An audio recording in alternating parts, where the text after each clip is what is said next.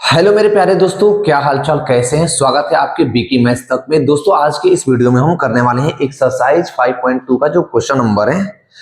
Question number हम करने वाले हैं यहाँ से आपके क्वेश्चन नंबर 16 से करेंगे। 16 से लेकर के 20 तक जितने क्वेश्चन है उसको कंप्लीट करने वाले हैं। तो देखिए क्वेश्चन नंबर जो 16 है 16 क्या है देखते हैं हम। एपी चैप्टर है, एक्सरसाइज 5.2 है जो न्यू एनसीईआरटी बेस्ड पैटर्न्स पर जो बुक आई है उसी का क्वेश्चन है ये। Determine the AP whose third term is 16 and seventh term exceed by the 5 term by 12। देखिए determine the third term is 16। देखो एक एपी दे रखा है, इस एपी का A3 जो टर्म है वो कितना है 17 है। A3 जो टर्म है थर्ड टर्म वो 16 है, कितना है 16 टर्म है। और क्या कह रखा है कि 7 टर्म जो है यानी A7 टर्म जो है उसके A5 टर्म से कितना ज्यादा है ये तो ये 12 ज्यादा था। देखिए यहां पर ध्यान समझने की चीजें हैं। ये बहुत ही बच्चे कंफ्यूज करते हैं कि एक सेट कह रखा है क्या कि A3 is 16, A7 term is exceed by the A5 plus 12। इसका मतलब कि A7 जो टर्म है A5 टर्म से 12 ज्यादा था। तो ऑलरेडी कह रखा है कि A7 जो टर्म है A5 टर्म से 12 ज्यादा है। तो हमने यहाँ पर इक्वल का साइन लगाया है। तो इक्वल का साइन लगाने का मतलब कि दोनों तरफ हमारे पास वैल्यू बराबर होनी चाहिए। और ये ऑलरेडी इससे 12 ज्यादा है, तो ये 12 ऑलरेडी कह रखा है कि A7 टर्म जो है A5 से 12 ज्यादा है। तो इक्वल हमें करने के लिए क्या हमें A5 में 12 ऐड करना पड़ेगा, हो जाएगा। तो जो इक्वेशन हमारा बनेगा वो A7 equal to A5 plus का 12 बनेगा। अब यहां से क्या करेंगे, हम यहां से ए और डी की वैल्यू निकालेंगे और ए एम की वैल्यू निकाल करके हमें इसमें बताने क्या है, डिटरमाइन द एपी। हमें एपी बतानी है कि एपी क्या होगा। एपी का बेसिक फॉर्म लिखना है। तो क्या होगा, अगर हम A3 की बात करें तो A3 टर्म को हम कैसे लिखेंगे। देखिए तो A प्लस का 2D हम लिखते थे, यानी A3 टर्म को A प्लस का 2D ये बेसिक फॉर्म हो गया, इक्वल टू क्या हो जाएगा 16। इसको ले लो आप क्या इक्वेशन फर्स्ट। इन दोनों को सॉल्व करके एक और इक्वेशन आएगा, तो वहां से जब हम सॉल्व करेंगे ए और डी की वैल्यू निकालेंगे। A7 टर्म को हम कैसे लिखेंगे, देखिए तो A प्लस का 6D लिख सकते हैं, लिख देंगे हम। A5 टर्म को हम कैसे लिखेंगे, A प्लस का 4D प्लस का 12। यानी अगर कोई सा भी आपके पास टर्म दे, जैसे A7 टर्म देगा तो उसका जो स्टैंडर्ड फॉर्म होगा वो A प्लस का जितना नंबर ऑफ टर्म देगा उसमें से एक टर्म हम कम कर देते हैं। तो A5 को हम लिख देंगे A प्लस का 4D। अब इसे सॉल्व कीजिए, देखिए क्या होगा यहाँ पे। अगर ये इसको हम इस पर लेकर आ जाए तो हो जाएगा A प्लस का 6D। ये प्लस में है तो इस पर आया करके माइनस में, ये प्लस में है D तो 4D आकर के माइनस में, इक्वल टू हो जाएगा 12। अब देखिए प्लस का A माइनस का A, 6D में से 4D जाएगा तो कितना बचेगा 2D इक्वल टू 12। यानी यहां से हम कह सकते हैं कि जो D की वैल्यू आ जाएगी वो आ गई क्या 6 आ गई। D की वैल्यू हमारे पास 6 आ गई। तो हम क्या करेंगे, किसी भी एक इक्वेशन में ले लेंगे, इस इक्वेशन में इसमें पुट कर देते हैं। इक्वेशन फर्स्ट में D की वैल्यू पुट करने पर, तो यहां पर लिख दीजिए कि put the value of D in equation first. Equation first में D की वैल्यू पुट करने पर, तो इक्वेशन क्या है A प्लस का 2D इक्वल टू है 16। तो A की जगह पर A, 2 की जगह पर 2 और D की जगह पर हमने जो वैल्यू लाई हुई यहाँ पर 6 पुट कर देंगे इक्वल टू 16। तो A क्या होगा, देखो 6 दूना 12, तो ये 16 का 16 रहेगा, ये 6 टू जा 12, यानी जो 12 है ये बॉर्डर किस पर है, तो जब ये इस पर जाएगा तो माइनस हो जाएगा। यानी A क्या आ गया, यहाँ से A आ गया आपका कितना 4, A कितना आ गया 4। अब हमें लिखना क्या है, एपी बताना है कि एपी क्या होगा। तो एपी का जो बेसिक टर्म होता है वो क्या होता है A1 A2 A3 A4 dot dot dot dot. But यहां से देखिए तो A1 को हम बोलते हैं A, तो A क्या हो जाएगा 4। A2 का जो बेसिक टर्म होता है वो होता है A प्लस का D। A प्लस का D का मतलब कि A की जगह पर 4 और D की जगह पर 6। तो जो अगला टर्म होगा वो कितना हो जाएगा, A प्लस का D मतलब 4 और प्लस का 6, तो अगला टर्म क्या होगा 10। ये हो जाएगा कितना 10। अंतर कितने का है, इनके और इनके बीच का अंतर कितने का है 6 का है। तो 6 6 ऐड करते जाइए, तो 4 और 10 16 22 डॉट डॉट डॉट। हमसे यही पूछ रखा था कि इस एपी के बेसिक फॉर्म यानी एपी डिटरमाइन कीजिए कि एपी है क्या। आई होप कि क्वेश्चन नंबर जो आपका है 16 वो आपको क्वेश्चन नंबर 16 अच्छे से समझ में आ गया है। तो हम चलेंगे अब क्वेश्चन नंबर 17 की तरफ। चलिए मूव करते हैं हम अपने क्वेश्चन नंबर 17 की तरफ कि क्वेश्चन नंबर 17 क्या है और उसे हम कैसे करेंगे। आइए देखते हैं क्वेश्चन नंबर 17 को। अगर वीडियो अच्छा लगे तो लाइक कर देना, कमेंट जरूर करना। 17 है क्वेश्चन, बहुत ही अच्छा सा सवाल है ये। Find the 20 term from 20th term from the last term of AP. हमारे पास एक एपी दे रखा है, कितना, ये क्वेश्चन नंबर 17 है। देखिए क्वेश्चन नंबर 17 बहुत ही इंपॉर्टेंट है, ये पूछता भी है आपके पेपर में। 3, 8, 13 डॉट डॉट डॉट कितना है 253 है, 6 है 253। अब आपको A20 टर्म बताने हैं। A20 टर्म कहां से बताने हैं, from last term of AP. इस एपी का लास्ट टर्म से आपको बताना है। तो लास्ट टर्म का मतलब कि जो हमारा एपी बनेगा, अब एपी इस तरह चल रहा था तो अब एपी इस वाले को हम इस पर ला लेंगे और इस वाले को इस पर ला लेंगे। तो अगर हम इसे चेंज करें तो क्या हो जाएगा 253 पहले आएगा। इसका अगला नंबर क्या होगा, तो देखिए हम यहाँ से कॉमन डिफरेंस देखेंगे तो 3 और 5 के बीच का कॉमन डिफरेंस कितना है, 5 का है, 5 का है। यानी इसमें से देखिए तो अगर इस हम नीचे की तरफ चले तो 53 में से 5 माइनस हो जाएगा, होगा ना, क्योंकि हम उल्टे चल रहे हैं, ऑपोजिट डायरेक्शन में। अगर हम इस तरह से चलेंगे तो ये बढ़ता बढ़ता 53 के पास आया था, बट हमें इसको पीछे से लेकर जाना है। तो जब हम पीछे से लेकर आएंगे तो एपी का जो सीक्वेंस होगा वो कम की तरफ जाएगा, मतलब बड़े से छोटे की तरफ जाएगा। तो 5 इसमें से कम होगा। तो देखिए 253 में से 5 कॉमन होगा, ये कम होगा, माइनस करेंगे तो बचेगा कितना 248। अगला क्या हो जाएगा 243। देखिए इसमें से 5 कॉमन कीजिए तो ये आया, फिर इसमें से 5 कॉमन कीजिए तो अब डॉट डॉट डॉट क्या हो जाएगा आपके पास 3 के पास हम पहुंच जाएंगे।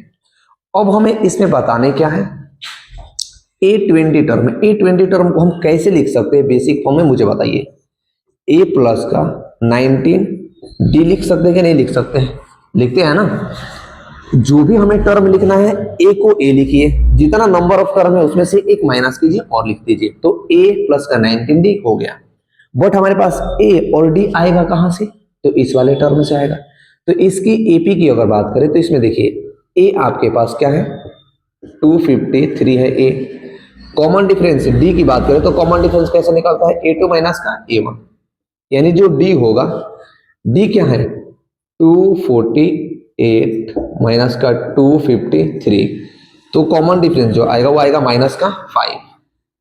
248 में से 253 जाएगा तो बड़ा वाला देखो, बड़ा ये है तो बड़े वाले में से छोटा वाला जाएगा, माइनस का 5 आएगा। यानी हमारे पास D भी ये आ गया और A हमारे पास ये आ गया।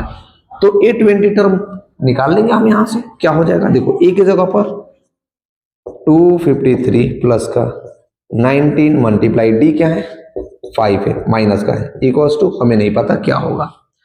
तो ले लीजिए 253। अब देखिए माइनस प्लस माइनस 19 का मल्टीप्लाई 5 से कीजिएगा तो 95 equals to watt.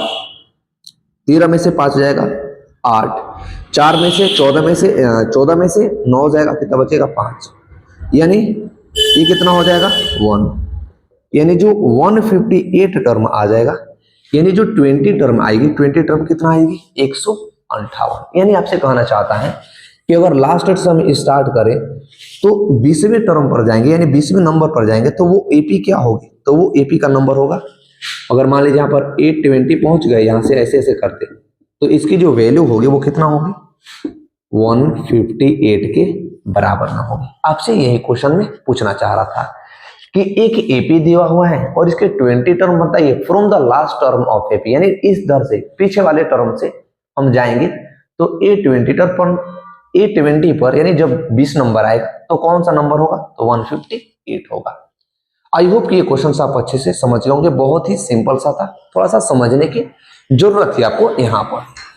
Question number 17 हो गया, तो क्वेश्चन नंबर हम चलेंगे 18 की तरफ कि क्वेश्चन नंबर 18 क्या है।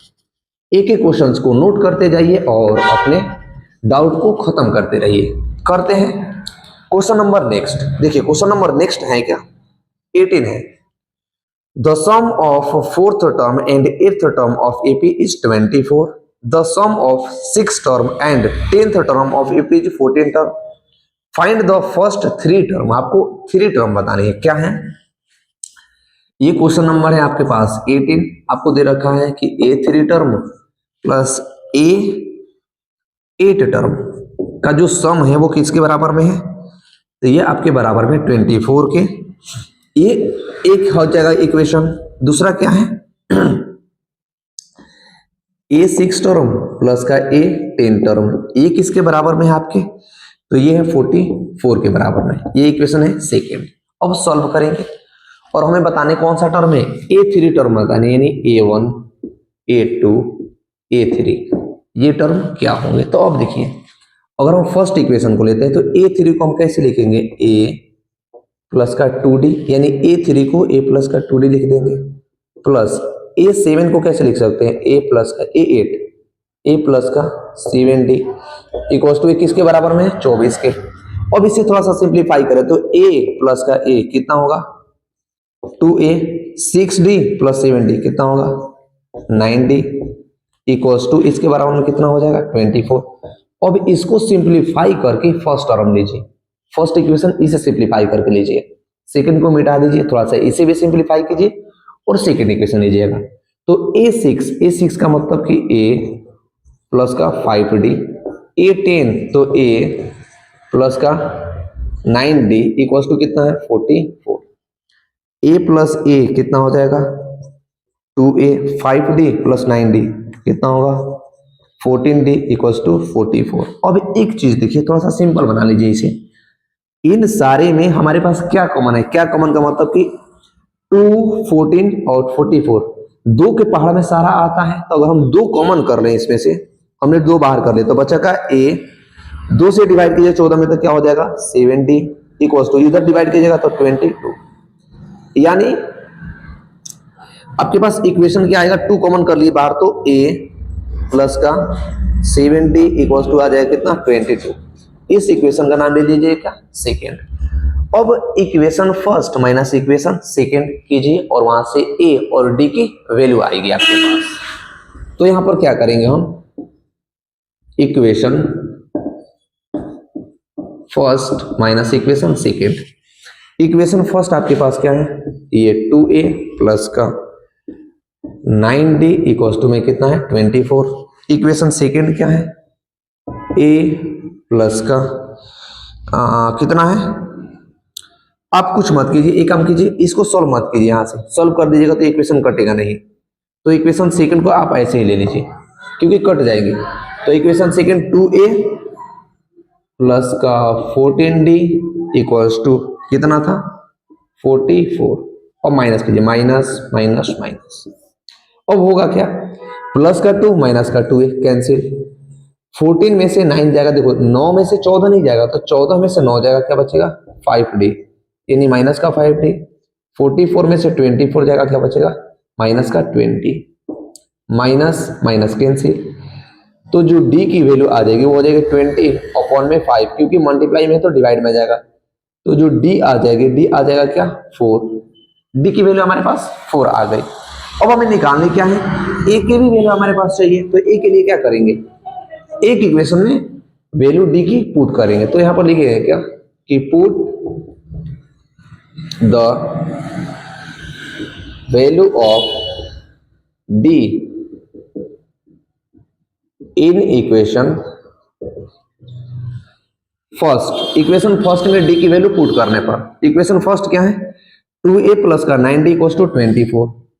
तो हो जाएगा 2A प्लस का 9D इज इक्वल्स टू 24. 2 की जगह पर 2A प्लस 9 मल्टीप्लाई D कितना है? 4 इक्वल्स टू 44. तो हो जाएगा 2A प्लस 9 चौका 36 इक्वल्स टू 44. तो देखो जब हम यहां लाएंगे इसे तो क्या होगा? ये हो जाएगा 2A इक्वल्स टू 44 में से देखो ये प्लस का 36 है तो इधर आकर के माइनस का 36 हो जाएगा. यानी 2A इक्वल्स टू 44 में से 36 जगह बचेगा कितना? 8. 8 6 14 8 हो जाएगा.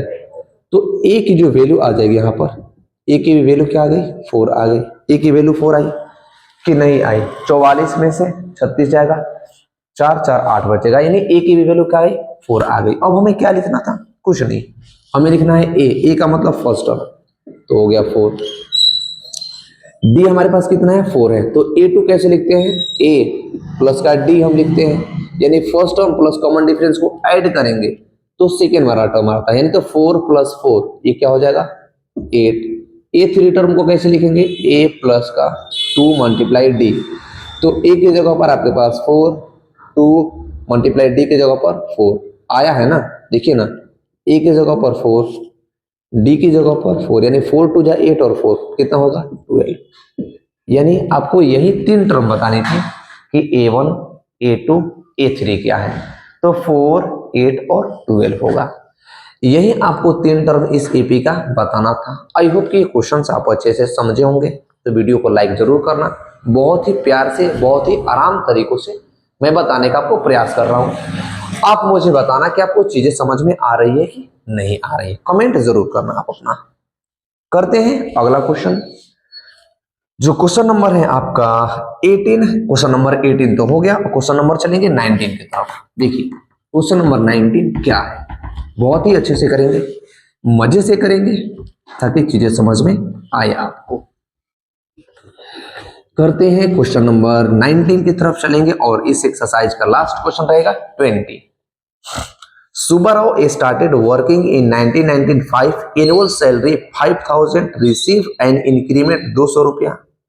Each year, which year did income is 7,000। देखिए कह रखा है क्वेश्चन में कि सुब्बाराव नाम की एक कोई व्यक्ति है जो किसी कंपनी में 1995 से काम करना स्टार्ट करते हैं।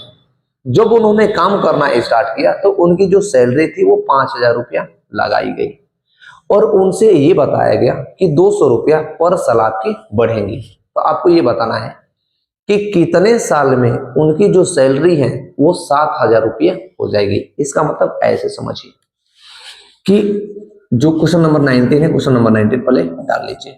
देखिए यहां पर लिखिए कि सुब्बाराव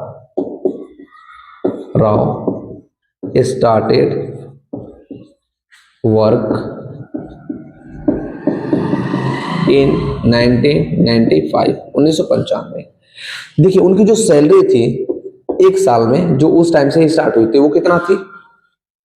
कितना थी? अब उनसे ये कहा गया, ये मान लीजिएगा फर्स्ट ईयर की है, किसकी? ये फर्स्ट ईयर की है। सेकेंड ईयर में उनकी सैलरी कितना हो जाएगी? 5,000 प्लस उसमें ये कहा गया कि उनकी सैलरी 200 रुपया बढ़ा दी जाएगी। तो इनकी सैलरी जो 5,000 थी वो कितना हो जाएगी? बढ़ करके 5,200 रुपये हो जाएगी। मतलब 5,000 कितना हो जाएगी? 200 हो जाएगी। फिर अगली बार इनकी सैलरी 200 रुपये बढ़ा देंगे तो थर्ड ईयर में इनकी सैलरी कितना हो जाएगी? पहले तो थी 5,200 और 200 और बढ़ जाएगी तो कितना हो जाएगी? 5,400। Dot dot dot. अब आपसे ये पूछना चाहता है कि कितने सालों बाद उनकी सैलरी जो होगी वो 7,000 रुपया हो जाएगी। तो यहां से एक चीज आप देखिए, क्या इन सब में आपको एक चीज कॉमन दिख रहा है? क्या ये 200 रुपये, ये 200 रुपये। इसका मतलब हम कह सकते हैं कि अगर ये हमारे पास एपी का फॉर्म बन रहा है जिसमें एज जो है आपके पास 5,000 है, कॉमन डिफरेंस डी की बात करें तो डी हमारे पास पर ईयर कितना बढ़ रहा है? 200 रुपया बढ़ रहा है। कॉमन डिफरेंस इसका डी हो जाएगा। और लास्ट में उनकी सैलरी कितनी होने के एक्सपेक्ट किया जा रहा है कि कितनी उनकी सैलरी हो जाएगी? 7,000 रुपये। यानी यहां से ए एन जो होगा, ए एन इनके पास कितना हो जाएगा? 7,000 रुपये। हमें बताने क्या है कि नंबर ऑफ टर्म। देखिए आपको यही समझना है कि क्या चीज आपको बतानी है और क्या क्या चीजें दे रखी है। तो एन बताना है कि एन क्या होगा, तो हम क्या करेंगे? अब लगाएंगे हम एन का फॉर्मूला। एन का फॉर्मूला क्या होता है? ए प्लस का n - 1 इंटू डी। अब ए एन हमारे पास कितना था? 7,000। ए का मतलब फर्स्ट सैलरी 5,000 प्लस एन नहीं पता है, मल्टीप्लाई डी का मतलब कॉमन डिफरेंस कितना था? कितने रुपए उनके बढ़ रही थी? 200 रुपये। ये हो जाएगा कितना? 7,000। ये प्लस में है तो बॉर्डर के इस पार जब भेज देंगे तो ये क्या हो जाएगा? माइनस में हो जाएगा। इक्वल्स टू एन माइनस का 1 और मल्टीप्लाई का कितना हो जाएगा? 200। 7,000 में से 5,000 जाएगा तो बचेगा कितना? 2,000। 2000 is equal to n minus 1 और मल्टीप्लाई, देखिए ये मल्टीप्लाई में है तो इसको भेज देंगे इस साइड, तो ये चला जाएगा डिवाइड, यानी 2 जीरो से 2 जीरो, 2 के पारा में 10 मात्रा में, यानी 10 is equal to 10 equal to n minus 1, ये 1 माइनस में है तो 10 इधर आएगा तो प्लस में होगा इक्वल टू n, यानी जो सुब्बा राव थे, सुब्बा राव की जो सैलरी हो जाएगी, सुब्बा राव की सैलरी स्टार्टिंग से कितने साल बाद 7,000 रुपया हो जाएगी, तो 11 साल बाद, यानी एन की वैल्यू नंबर ऑफ जो ईयर आएगा 11 साल बाद सुब्बा राव के जेब में 7,000 रुपया पर मंथ ईयर के हिसाब से आएगा, पर मंथ के हिसाब से उनकी सैलरी थी, तो पर मंथ सैलरी 11 साल बाद जाकर के 7,000 रुपया उनको जिस कंपनी में वो काम कर रहे थे वो कंपनी वाला उन्हें देगा। आई होप कि ये क्वेश्चन अच्छे से समझ गए होंगे, तो वीडियो को लाइक जरूर करना क्योंकि ये थोड़ा सा कॉम्प्लिकेटेड कॉन्सेप्ट यहाँ पर था। अगर मैं समझाने में आपको सक्षम हुआ हो तो कमेंट जरूर करना आप अपना क्वेश्चन। अगला क्वेश्चन करते हैं, क्वेश्चन नंबर 20 क्या है, देखिए ये भी सोचने वाला क्वेश्चन है। मैं आपको बताऊंगा एक एक क्वेश्चन को, पहले क्वेश्चन को समझेंगे और फिर क्वेश्चन को हम सॉल्यूशन करेंगे, जिससे आपको कोई भी तकलीफ और कोई भी प्रॉब्लम ना हो और अच्छे से चीज आप समझ पाए। क्वेश्चन नंबर कौन सा है 20, कह रखा है Ramkali save 5 rupees in first week of a year and then increase her weekly saving by the 1.75 rupees if the nth week her weekly saving become इतना, फाइंड द n। अब देखिए कह रखा है रामकली एक लड़की है, उसके पास जब पैसा आता है तो पैसा खर्च हो जाता है, लेकिन उनके मन में एक आइडिया आया कि वो पर वीक क्या करे, 5 रुपये ऐड करे, यानी 5 रुपये अपने सेविंग खाता में रखे, निकाले। तो उन्होंने 5 रुपया फर्स्ट वीक से क्या करना, रखना स्टार्ट किया। और वो क्या की कि ये फर्स्ट वीक की बात है, फर्स्ट वीक की बात ये, किसी साल में फर्स्ट वीक में उन्होंने 5 रुपया रखा, फिर इसके अगले वीक में यानी सेकेंड वीक में, सेकेंड डेट में 5 रुपया तो ली उसने, फिर क्या किया 1.75 रुपीज उन्हें बढ़ा दी, इसमें और ऐड कर दिया। जैसे 5 रुपया तो रखती थी, उसके पास और पैसा आने लगा, तो एक उन्होंने फिक्स अमाउंट कर लिया कि हम 1.75 रुपीज और एक्स्ट्रा ऐड करेंगे। जब अगला वीक आया तो उन्होंने फिर ऐड किया, कितना, अब देखिए जब इनमें ऐड कीजिएगा तो 6 रुपीज 75 पैसे आ जाएंगे। अब 6 रुपीज 75 पैसे, फिर उसने कितना ऐड किया 1.75 rupees, dot dot dot dot, वो कर रखा है क्या कि साल के एंड में उनके पास जो पैसा था वो इतना रुपया हो जाता है, 20 रुपया 75 पैसा हो जाता है। तो हमें ये बताने हैं कि रामकली जब से स्टार्ट की थी तो कितने वीक के बाद उसके पास पैसा जो होगा 20 रुपये 75 पैसा हो जाएगा।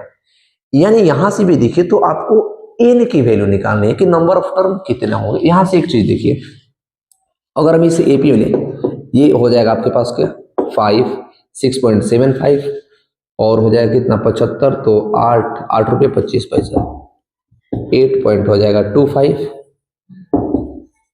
8.25 डॉट डॉट डॉट, ये 20.75 रुपीज। ये एपी में है, अगर ये एपी में है तो हम ए की बात करें तो ए हमारे पास कितना है 5 रुपीज।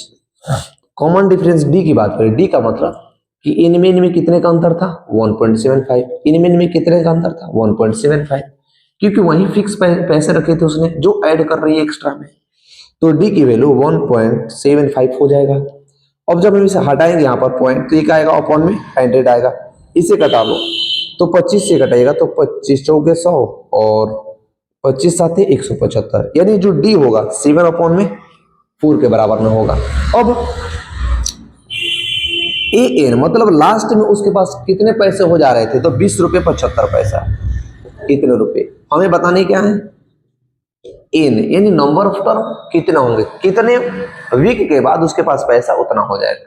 कौन सा फॉर्मूला लगेगा, ए एन टर्म का फॉर्मूला। कौन सा ए एन का क्या होता है, a n equals to a plus n minus 1 into d. अब ए एन कितना था आपके पास 20.75 इक्वल्स टू ए कितना था 5 प्लस का एन आपके पास नहीं पाता है, आपको एन ही निकालनी थी, बट ये कितना है आपके पास 7/4, ये हो जाएगा 7/4। अब कुछ मत करो, ये प्लस में इधर लेकर आओ, तो 20.75 माइनस का 5 इक्वल्स टू n माइनस का 1 मल्टीप्लाई 7/4। 20 रुपये 75 पैसे में से 5 रुपये जाएगा तो कितना बचेगा? 15.75 इक्वल्स टू n माइनस का 1 इंटू, ये मल्टीप्लाई में है, देखो ये मल्टीप्लाई में है तो इधर आते ही डिवाइड में चला जाएगा, यानी होगा क्या, ये ऐसे हो जाएगा 15.75 नीचे वाला ऊपर वाला नीचे इक्वल्स टू n माइनस का 1। इस पॉइंट को हटा दीजिए और यहाँ पर क्या ले लीजिए 100, क्योंकि पॉइंट के 2 जीरो बाहर था। इसे कटाइए, कितने टाइम में जाएगा? 25 टाइम में।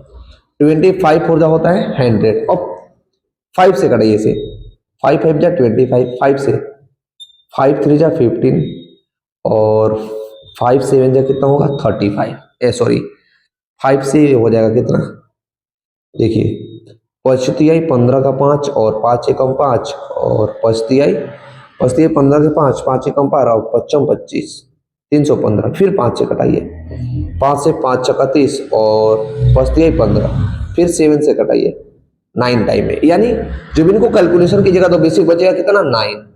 तो 9 इक्वल्स टू n माइनस का 1, ये n 1 माइनस में है तो 9 प्लस का 1 इक्वल्स टू n, यानी n की वैल्यू कितना हो गई 10। यानी जो रामकली है, कौन? रामकली है। रामकली 10 वीक तक यानी 10 सप्ताह तक जब पैसा इकट्ठा करेगी तो उसके पास पैसे हो जाएंगे 20 रुपया 75 पैसे। हमसे यही पूछ रखा था कि कितने वीक के बाद उसके पास पैसा 20 रुपया 75 पैसा हो जाएगा। तो आफ्टर 10 वीक, 10 वीक के बाद उसके पास जो पैसे होंगे वो 20 रुपया 75 पैसे के बराबर में हो जाएंगे। आई होप यहां तक आपका एक्सरसाइज खत्म होता है 5.2। तो मिलेंगे हम नेक्स्ट वीडियो में नेक्स्ट एक्सरसाइज के क्वेश्चन के साथ। वीडियो अच्छा लगे तो वीडियो को कमेंट करें, लाइक करें और अपने दोस्तों के साथ अवश्य शेयर करें। मिलते हैं नेक्स्ट वीडियो में, तब तक के लिए थैंक यू।